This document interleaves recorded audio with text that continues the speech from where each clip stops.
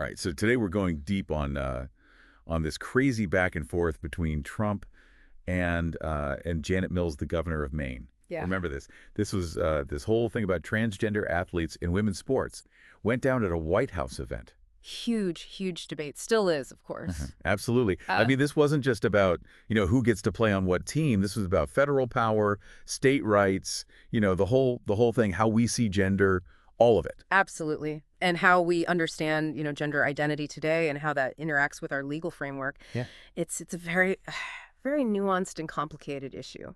Yeah, for sure.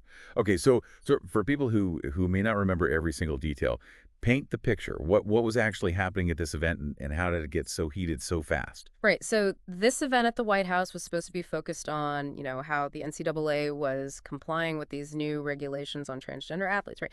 So the air was already kind of thick. There was a lot of tension. And then, President Trump takes the stage. Here we go. Right. And things really went from 0 to 100 Yeah. because he basically just straight up told Governor Mills that Maine had to get in line with how his administration saw federal law, or they were going to risk losing, all this federal funding. Yeah. It was very much like a do this or else kind of Yeah. situation. And I also remember reading that he even said, flat out that the people of Maine just don't support the idea of men playing on women's sports teams. Do we know if that was true? I mean, was he right about that? Well, I mean, it's really tough to say, right? Because Okay. public opinion on something this complex it's never just black and white. You're always going to have people who are, 100% in support of transgender athletes, their right to compete however they identify. Yeah. Then you have, of course, people on the other side who are, completely against it, think it creates an unfair advantage, and, everything in between. Yeah. People who are maybe worried about fairness in sports, but also want to make sure that transgender rights are protected. So it's a lot of different viewpoints to sort through. Hmm. Yeah, and not a lot of easy answers. Not at all. No. So so Trump essentially puts her on the spot, says, you got to do this or we're cutting you off. How did Governor Mills respond to that? Well, she didn't back down, I'll tell you that. Okay, good. She basically said, look, Maine is going to follow both state and federal law.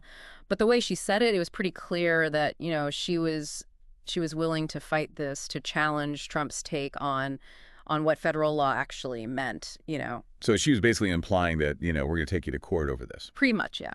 Okay, so let's get into the legal weeds here a little bit, because I think this is where a lot of people get tripped up. Like, what is actually at the core of this legal battle, legally speaking? Yeah, so the big one here is Title IX, right? Which, in a nutshell, says you can't discriminate based on sex when it comes to education, including athletics, if you're getting federal money. Right, makes sense. But the problem is, how do you apply Title IX to transgender athletes? That's where the whole thing falls apart. Right. Because you have some people saying, well, if you don't let a transgender athlete compete as the gender they identify as, you're discriminating based on sex. So that's against Title IX. But then you have other people saying, hold on, Title IX was meant to protect women's sports. And if you let, trans women compete, that could hurt women's sports. So it's just, which interpretation do you go with? Right. Yeah. It's one of those things where, like you were saying earlier, there's not like an easy, good or bad, right or wrong. It's just so complex, and it's very dependent on how you view it. Yeah, and you've got, the federal government saying this is how it is. And then you have states like Maine that are saying, well, no, we see it this way. And so it's just ripe for, lawsuits and just a whole bunch of mess. Yeah, and that seems like exactly what Governor Mills was hinting at, is that it would end up in the courts. Absolutely, yeah.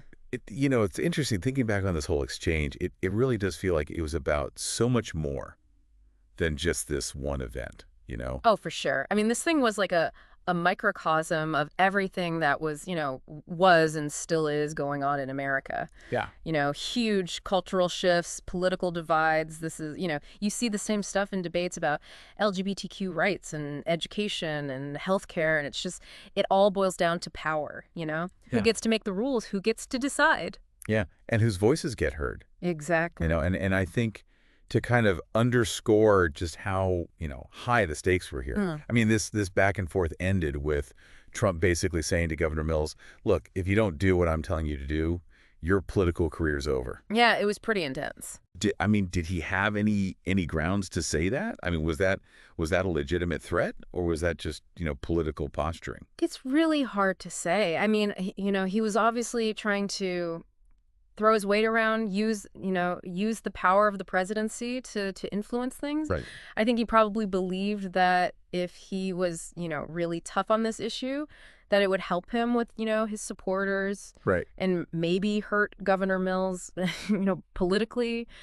But whether it would have actually worked out that way, I don't know. Nobody can really say for Yeah. sure. Who knows what would have happened?